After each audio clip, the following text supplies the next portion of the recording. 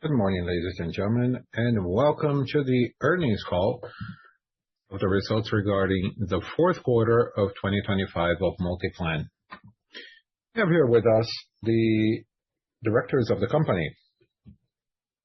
We would like to let everyone know that the presentation of the results is available for download at the IR website of Multiplan, ri@multiplan.com.br. Before proceeding, I'd like to state that any statements that might be done during the earnings call regarding the business perspectives of the company, projections, and operational goals and financial goals are based on beliefs and premises of Multiplan's board of directors, based on information currently available to the company. Forward-looking statements are not a guarantee of performance. They involve risks, and these are stated for the forward-looking statements, so they depend on circumstances that may occur or not. Investors should know that general economic conditions, industry conditions, and other operational factors might affect the future results of the company and might lead to results that are materially different from those stated in the forward-looking statements. Now, I'd like to give the floor to Eduardo Peres. The floor is yours. Good morning. It's a pleasure to be with you to talk about Multiplan's fourth quarter 2025 earnings conference call. So, before we talk about the quarter itself, I'd like to highlight something important. The results that we see today are stemming from a transformational cycle that was built throughout the last years. It was a period of investments and disciplined execution that positioned Multiplan in a new threshold of efficiency, deliverables, and operational capacity.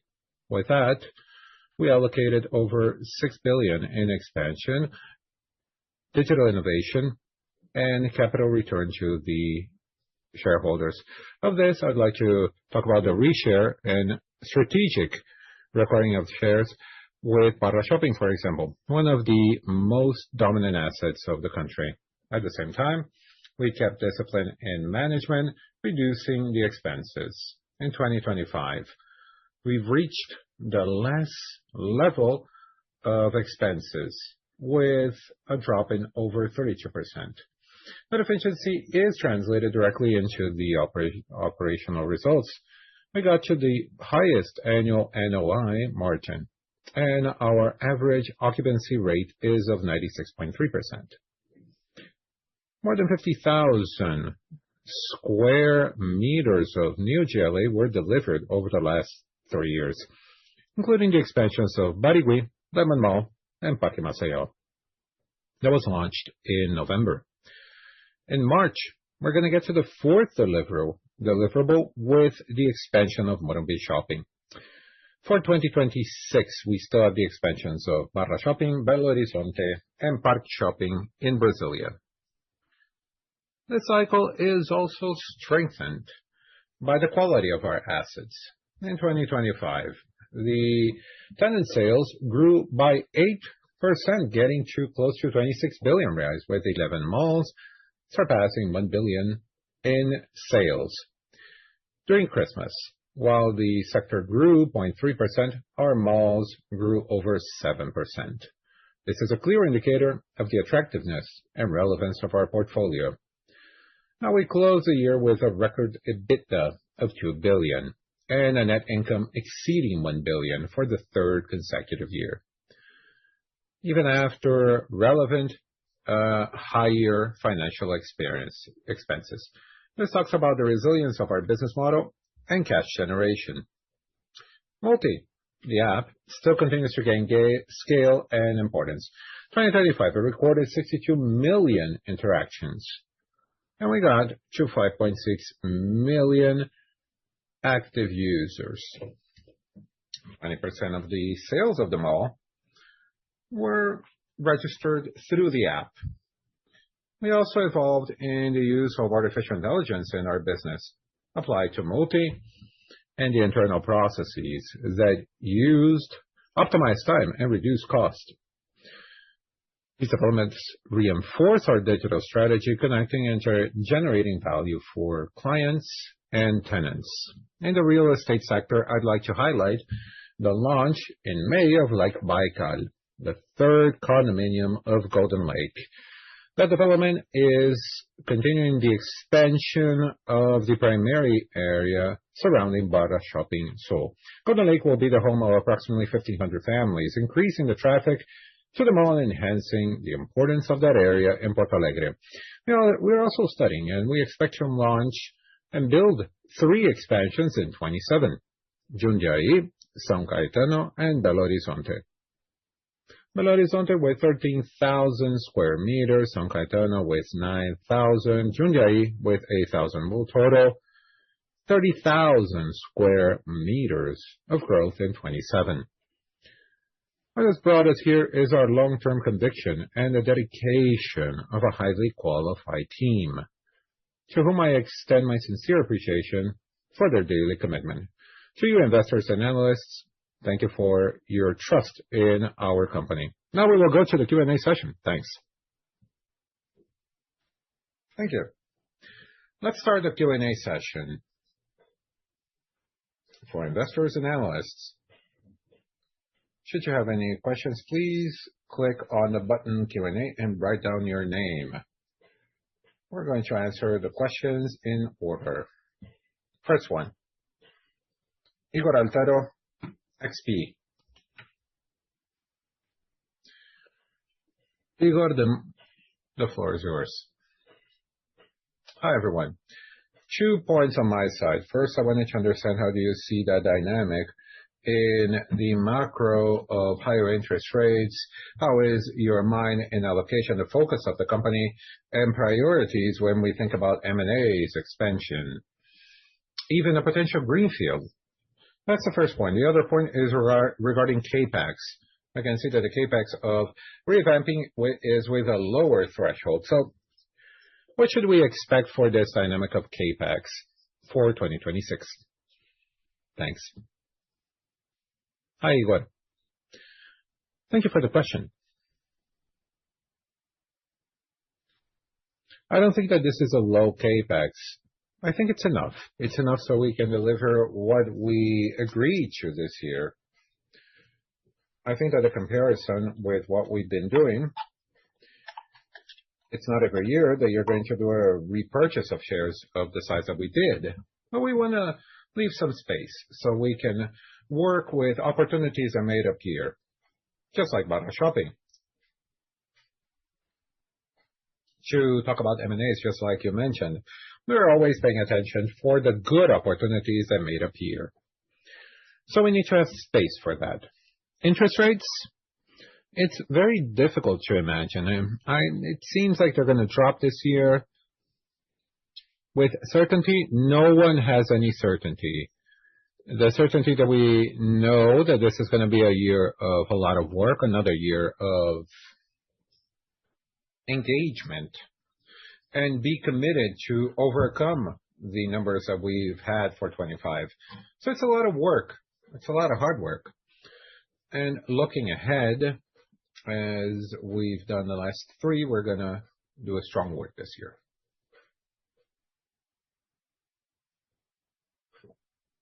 Thank you. Next question. Bradesco. The floor is yours. Good morning. Thank you for the opportunity. 2 questions on our side. First, at least on our side, the pipeline of CAPEX should be lower than 26. Given this context, I wanted to understand how the company evaluates the possibility of structural interest over capital, and what is the payout that the board thinks is more sustainable. And thinking about this, what is the level of leverage that you think that is ideal for this year? Hi, this is Armando. Thank you for your questions. Well, as Eduardo has answered in the previous question, the CAPEX tends to decrease. The CAPEX last year was higher because of the opportunity of M&A. And the answer is obviously it will depend on the opportunities. We have deliverables. We have 4 expansions where with the CapEx that we have to deliver with success all throughout the year. The ideal leverage is very theoretical because it depends on the interest rates, and we are facing this interest rates that we don't have any control of what we're going to get. We're very comfortable with the level of interest rates and the level of leverage that we have nowadays, even though we have a strong investment at the end of 24. But since we have a vision that is very positive of investments and opportunities, as Eduardo said, I wanted to open more space to seize these opportunities as they appear. We are not resource managers, so either we have the opportunity of growth or we return more money. Of course, with the capital and the infrastructure that is more ideal. And the level of interest rates 2 times, it makes me very comfortable. We were comfortable with 3 times with a different interest rate. So we're going to be adapted as the scenario manifests itself. Thank you.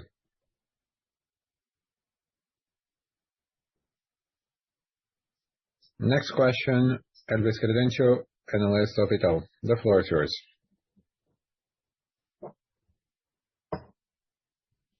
Good morning to the team. Well, 2 questions on my side. First, about cost and expenses in a quarter. We see the cost of property very low. We have lower. So I wanted to understand, how do you expect these lines through 26? Do you think that this is a threshold that is easy to keep throughout 26 in every one of those lines? Or maybe do you expect that there's going to be a catch-up for the historical levels with more speed? And the second question is about the recycling of assets. The company sold 3 stakes all throughout the year. And I wanted to understand, how do you see this dynamic up ahead? Given that we can talk about the very strong market, and do you want to do any more of these movements? What is the objective? Thank you. Hi, Elvis. This is Eduardo. Let me start by your second question. As we told you recently, is of the operation of the company, buying and selling shares, participation. So that happened many times throughout the history of the company. Maybe there's going to be a cycle where you are going to specifically do the sale of a participation that is a minority on shopping X or Y, but always keeping control and always seeking positive results for the company, opening space for other investments. So I'd like to make it clear, this is a movement that is constant. It happened many times. Last year we had Barra Shopping, we didn't expect, but the price was so attractive, the business was so good, we said, let's buy it. Levels of efficiency of the company, as you mentioned, if I think it's sustainable, I want to believe that, yes. We're always going to try and get the best efficiency possible. Last year, we recovered 100 million in credits and taxes and different rubrics. We are very active. We're very aggressive in our legal unlock. Looking for new revenue streams and also what was left behind. I want to believe that we're going to deliver the same or better. Is it difficult to be better? Yes, but it's not impossible. The team is integrated. Everybody has a lot of, they want to work to repeat last year and improve it. Well, many times the analysts they look at the pinpoint recovery of expenses. But if you look at the margin of NOI, we have the recovery of expenses, as Eduardo reported. This expense is on the DRE. It's recurrent, and we see this as recurrent. And the work of the company has to be more efficient, and this is reflected on the record margins that we've presented, not only in the NOI, but also at EBITDA. So it's important also to remember that in the not-so-distant past, when we were not part of the Billion Club, we grew, and we didn't have efficiency. We didn't deliver results. Now, we grow, we deliver results that are much higher, and we still return some capital to the shareholders. So we're living in a very good world. Could it be better? Yes, but this is a challenge for the company. And Eduardo, another point. So there is a lot of interesting things that we can consider. If you look at 5 years down behind, how much capital did we allocate? Over 7 billion reais allocated capital. When we look at the growth here, and I keep your investments and what we're doing now, we invested 3 billion reais, and we returned to the shareholders 4 billion 800. And 2.5 billion, we could return capital, we could grow the company, and we could generate a record efficiency this year. So we're going to continue 2026 with this same performance of improving the results. Thank you. Next question, Carla Graça from Bank of America.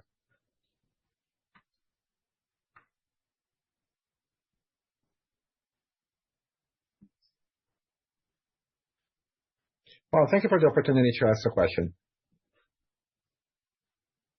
The first is about the tax reform. Is there any account of impact and any negotiation with the tenants? And a second question, so we can understand the 1 billion of retroactive interest of our capital. Well, how can we distribute this over the time? Can you deduce it all in 1 year? Is there a limit? Thanks. Well, the first question, I don't know. Well, the tax reform, I cannot tell you all the impacts because there's a lot of new rules being applied. It's an enormous work to be developed with the new regulations. And we're going to analyze all throughout time these impacts, as you commented, with the tenant, with the negotiations with the providers. All of them are relevant. But now, in general lines, we start to have a benefit. We don't want to lose the past credits. We want to appropriate ourselves of the credits. And a company such as ours that invests in new areas, everything that would be taken out throughout the accounting lifespan, they're going to be used immediately. So if you bought cement, you're going to take this credit immediately. So the simplicity will help. And all throughout time, with the implementation of the tax reform, it will create companies that are more competitive, simpler. Let's leave it with more details as this is implemented. Regarding your second question of the interest of our capital, well, you could state this amount at the same time, and now we're going to evaluate so as we have a vision of how much is going to be invested in growth and how much it will be for the return of capital for the investors. We can or not use this money. So we need some more time this year, and then we can see how the economic environment will be the interest rate, and then we can discuss this later. Thank you. Thank you. Next question is Gustavo Cambaúba, BTG Pactual. The floor is yours. Good morning, everyone. I have a question more regarding how you are imagining the performance of the wholesale for the retail for 2026. Well, all the retailers are talking about the weaker economic downturn, but January has been better. But this is a year more complex of the World Cup, election. They don't tend to be so good for retail in general. So at the same time, we see your portfolio is performing very well with a turnover very low. So the exchange has to be low with a vacancy with lower thresholds. So I want to understand, how do you see more on the side of retail? Until what point that deceleration of the fourth quarter do you see it as a concern? And even 2026, is there any point of attention? And until which level have you seen more interest on the tenants for your portfolio? Thank you.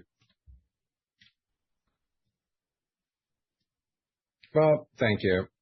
A few points that we can consider.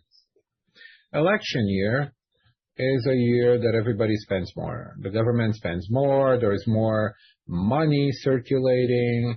Since I've been here, it's always a good year for retail. It's not a bad year. It's very productive.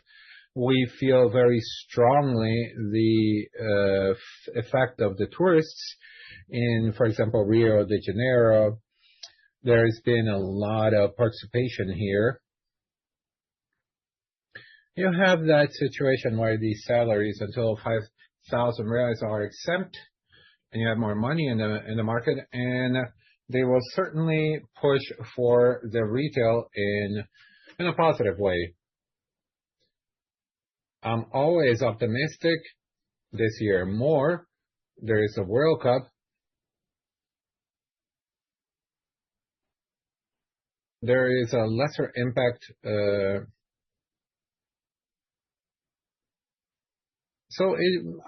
I don't expect that this is going to be a bad year for retail, as you asked.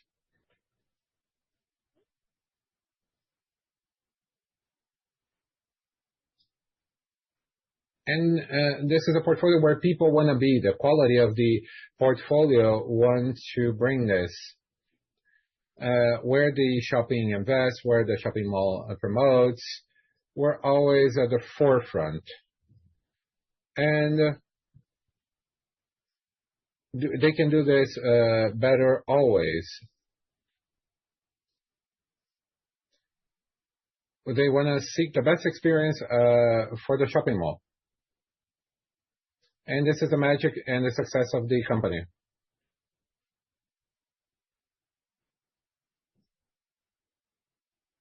We want to surprise our clients.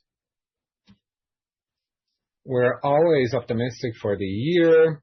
I don't see any difficulty up ahead. Well, complementing this point and explaining this optimism,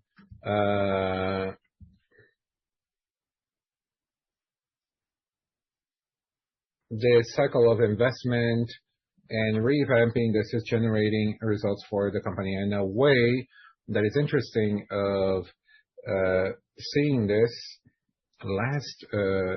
Yesterday, we see the growth of market share in sales in the shopping mall sector. So it's been growing year on year. 2019, we had an 8.5% of the volume of sales in the shopping mall. 2024, and the strategy for the initial comments, this is going to generate results for the company, generating growth of market share. And as an anecdote, and the There is also the Carnival. And you talked about the digital. Well, how is the interest of the tenants? You have expansions for the tenant.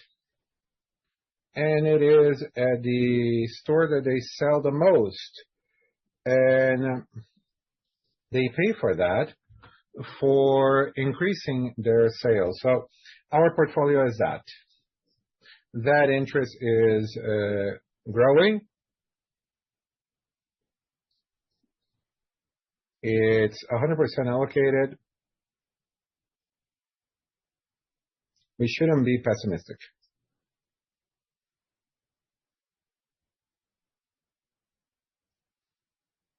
Next question is Andre Mazzini, Citibank. Please, the floor is yours.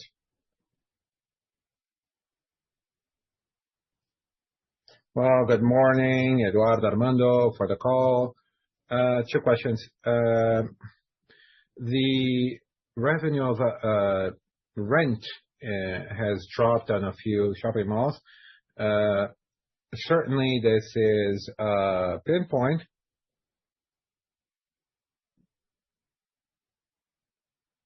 So how much it is year on year and how much it is of the portfolio. And there is a drop that resetted the threshold of rent over the next quarter. So it's not an L shape, it's a V shape, and in Belo Horizonte. And the GP in 2 months is negative, and the understanding is that ignored when there is an adjustment of inflation, and you consider zero. So most of the contracts, if you can confirm this understanding. Hi, Andre. Well, we need to expand in 15,000 square meters ABL,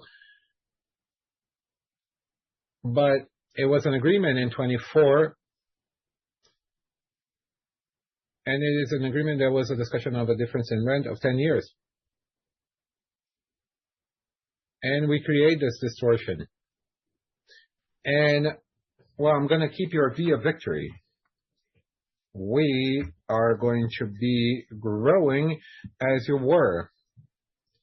I forget, BH Shopping is the first shopping mall of the network. We have 3 shopping malls in Belo Horizonte, but everyone wants to be there.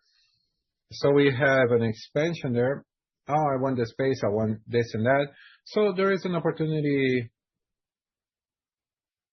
There is still an opportunity to grow. We are not concerned. Well, the revenue of rent will grow. And what pushes that ahead is not IGP, or it's the shopping mall performing better. This is happening year on year. You asked about the difference of positive to negative with the adjustment of GP. Let's remember that now we're talking about the correction of rent. So correction cannot be downward. So the reading is always that we need to protect. Well, we have a contract of 30 years where the inflation was 40% a month. So that's our mindset. We are positive. Mazzini. So just taking a number, let's go back to 2024. Remember this agreement. The rent of shopping mall grew 30% in 2024. So I'm going to be very happy to do cash flow 12 months before to see that it didn't grow in 2025 because of a pinpoint issue. Well, the point is, when we talk about BH Shopping, even I am surprised by the demand of the shopping mall. It is very big. There is a small expansion that we announced. There is a big demand. So there we have the potential for growth. And this is the way that we're going to do it in 2027. Okay? Thank you. Next question, Jorel Carote, analyst of Goldman Sachs. Jorel.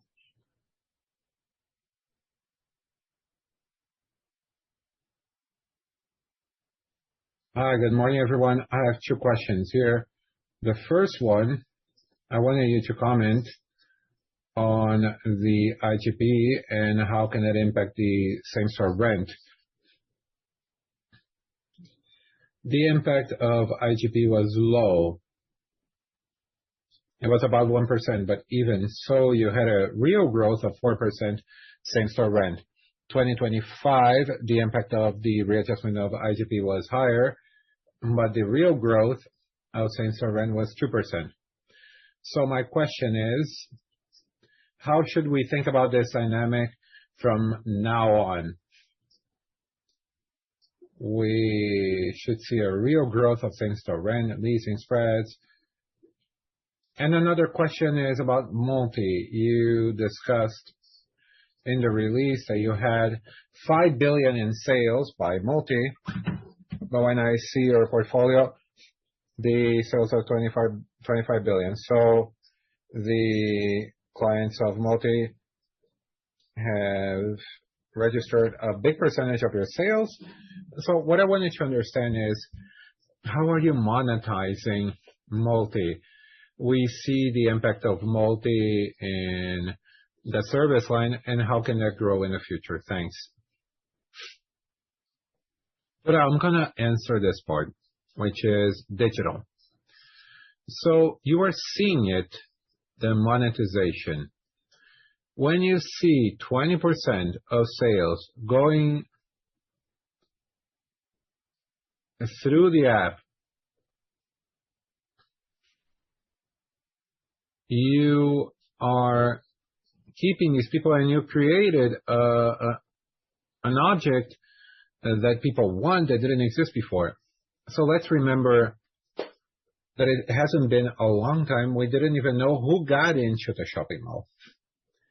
So now, with the advancement and all the integration of that ecosystem of reading the car plate, so you know who goes to the shopping mall, and this is very valuable. The tenants started to contribute themselves so they can have more data of their own sales. So this is a system that is fitting on itself.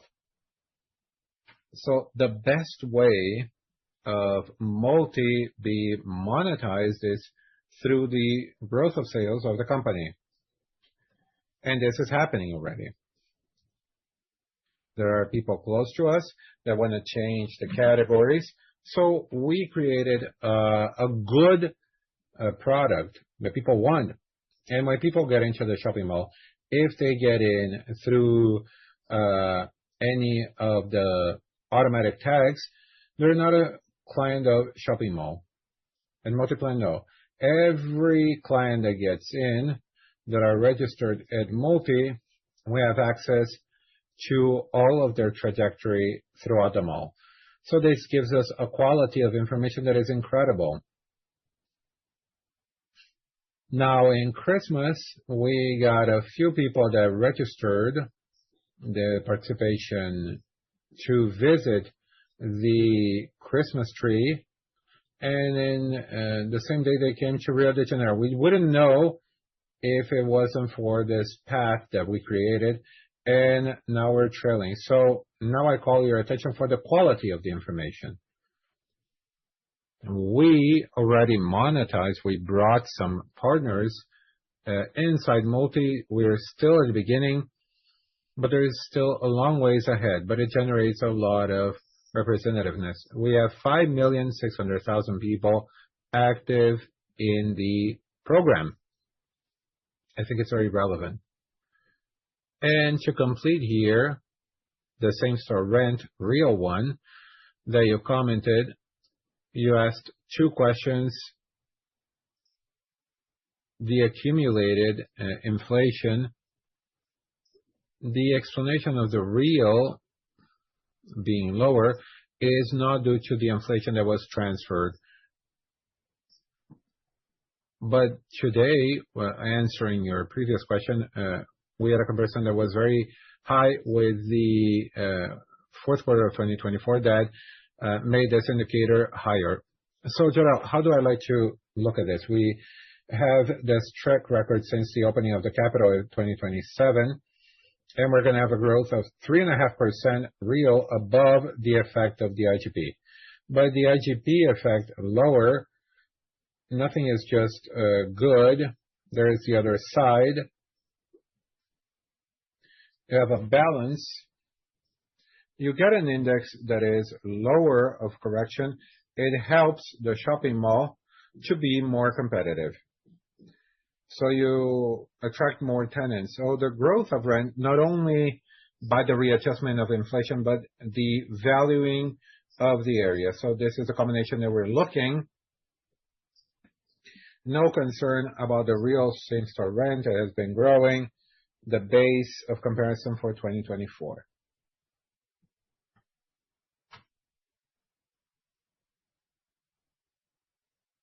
Did we answer your question? Yes.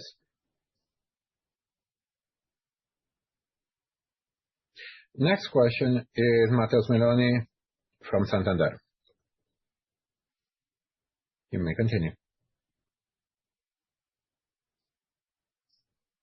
Thank you for the opportunity to ask the question.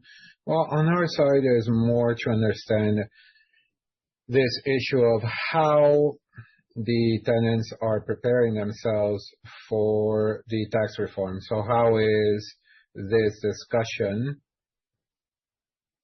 from the standpoint of the tenants? And also understanding how do you see this issue of the reform in the condominium cost and expenses and capex?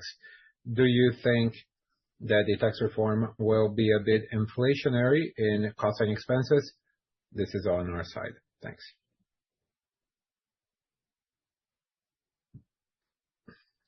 So on the side of the tenants, we are trying to understand. Everyone is trying to learn together. Of course, there's going to be a discussion, but if this kind of conversation. Now, in regards to the condominium, we have to understand that the tenants are different. We know that with the condominium, we have the option of trying to get the credits. So paying the energy bills, we're trying to get the credits for the taxes. We're always going to try and repass this credit. But sincerely, we are seeing a transition. And when we discuss the example of the taxes, this has to be discussed, but it's very preliminary. But certainly, we are looking at this with a lot of diligence.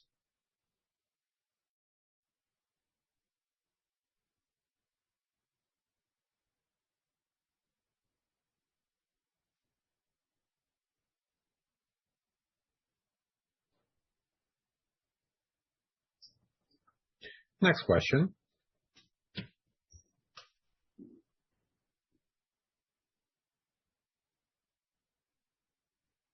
So the next question is Tainan Costa, UBS. The floor is yours.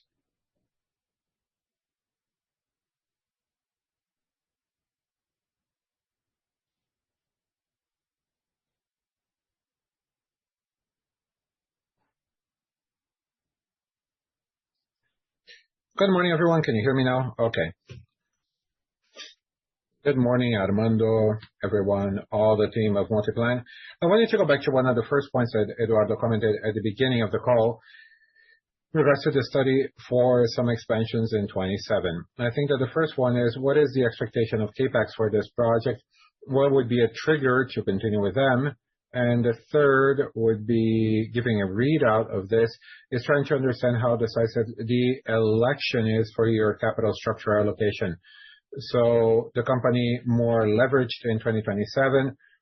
Can we opt for a strategy more focused on dividends? or focus on growth. This would be on our side. Thanks. So the question of CapEx, it's still very distant to talk about this. The projects are being elaborated.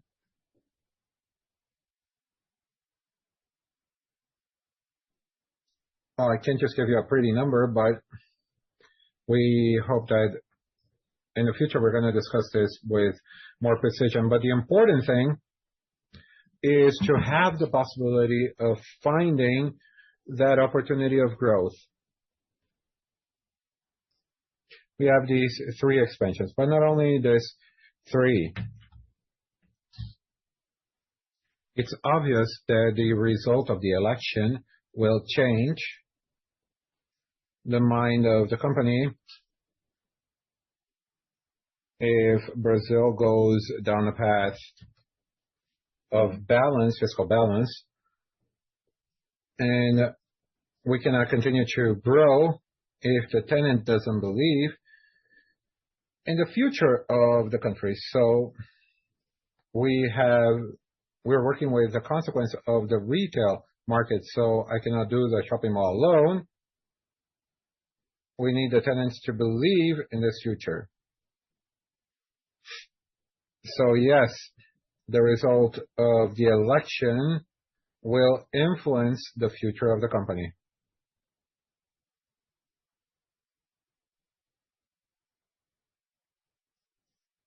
You need to convince 150 tenants to move for an expansion that they believe that the country will continue to go down the fiscal balance and everything that we imagine that Brazil needs. And about this point of Eduardo about the trigger, having a demand for the space, and then you have the return, the capital allocation that generates. It's not growing for growth. We want to generate higher returns. Caetano? Thank you.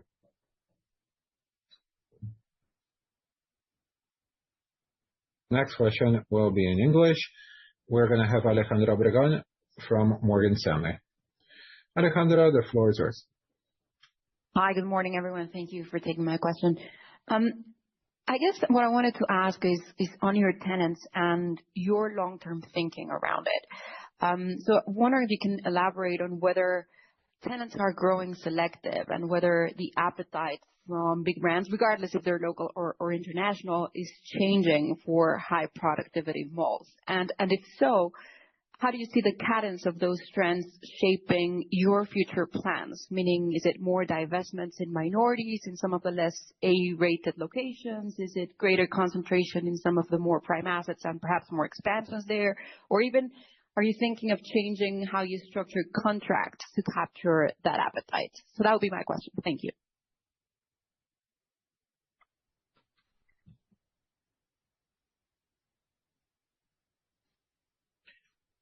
So Alejandra, thank you for your question. Let's see if I could understand and answer everything that you just asked.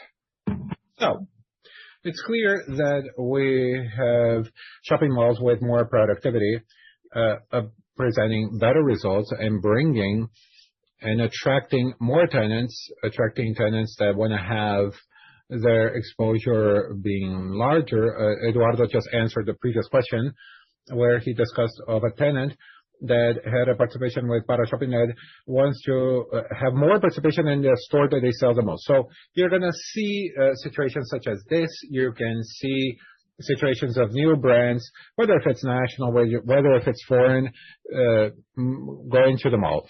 So the issue of monetizing the shopping malls, it's not because they're better or they're worse. No, we don't have that. Our shopping malls all are wonderful, and we're always going to invest so that they're better and they're going to attract more brands. So this is an opportunity for business, and the shopping malls that we have 100%, we have 100% control. That we don't have to change the management model, and we can reinvest this in growth.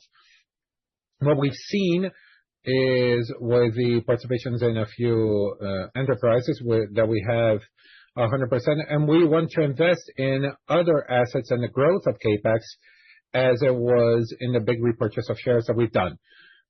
I don't know if I answered all of your question, but to make it clear, the assets have a flight to call with clarity. The data of Abrask that shows our growth and the participation, where it shows the productivity of our shopping malls growing more and more than the average of the industry, demonstrates this clearly, and this is in our report on page 6, which is clear. Thank you. That was very clear.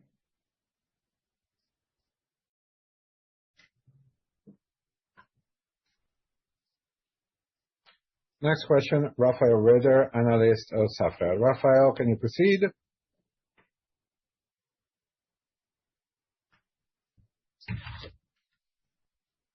Can you hear me?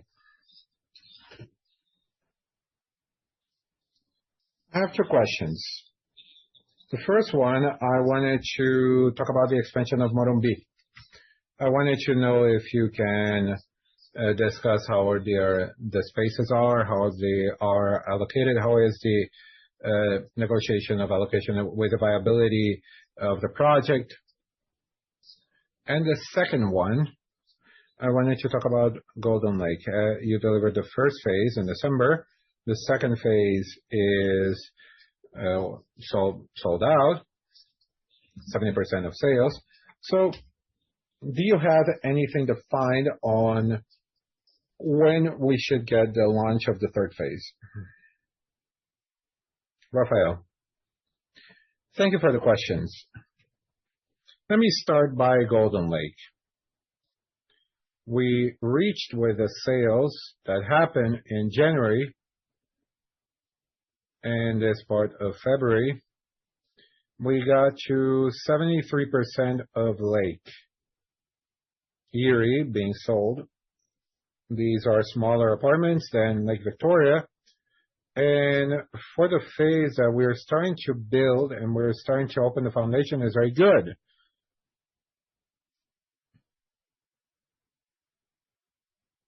We have 127 in total units. So there is little units and you still have 2 years ahead. So we're going to get to the deliverables of 100% sold.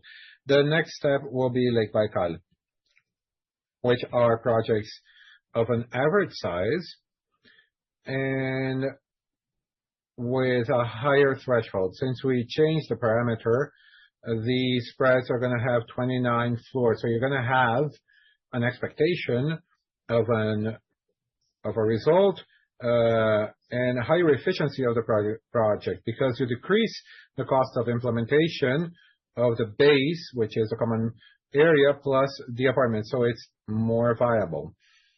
This is a positive point. And the first question, just to remind you, Rafael, that at Golden Lake, you're going to have about 1,500 families living there. So you're talking about 10,000 people going to the primary area of Barra Shopping Sul. It's a lot of people, and it's a decisive factor for the big tenants to position themselves in Barra Shopping. Morumbi Shopping. Well, I'm very satisfied with Morumbi Shopping. Fortunately, on the 18th of March, everybody will be invited and you can get to know the expansion of Morumbi. You have several brands that are important. There can be, it's healthy because you get someone else. The expansion wasn't a big expansion, but it is going to requalify the shopping mall as a whole. So we have a very nice area for events, for the food court where people can stay. You talk about a shopping mall that has 30 restaurants, and it's going to go to 40. The numbers of Morumbi are impressive. So the return is aligned with what we expected. The work has worked along the deadlines with what was budgeted. For my big satisfaction, we managed to take the level of Morumbi to the level of São Paulo. So I felt before we started the reform and the expansion that the shopping mall was a bit below what it represents to São Paulo. Now it's along the same lines of sophistication that São Paulo requires of a shopping mall such as Morumbi Shopping. And you will see in 40 days it will be ready. We're very happy. It was very complex to do this expansion because we took a deck park that had the load for a car, which is 300 kilograms per square meter, and now you double that. So you need to reinforce with carbon fiber. It's a very complex work.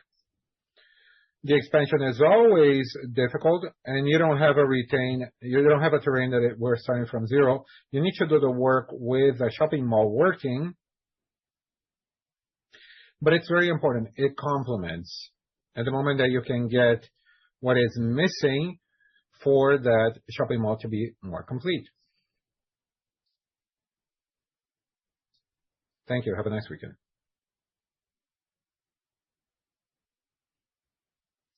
Thank you for all the questions. We're going to close now the Q&A session, and we invite the participants that still have questions to get in contact with the Investor Relations Department. So I'd like to give the floor to Eduardo Perez for the closing of the session.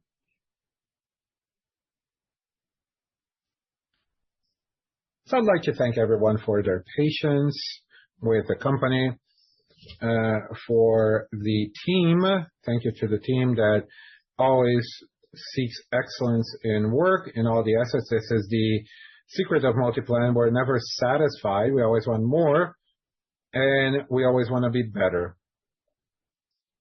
I confess that after these 3 years, I feel lighter for being able to deliver everything that we propose ourselves to do. I'd like to thank all of you and guarantee that this is going to be another year of deliverables that are very strong of the company. Thank you very much. Thank you. The earnings call of the fourth quarter of 2025 of Multiplan is closed.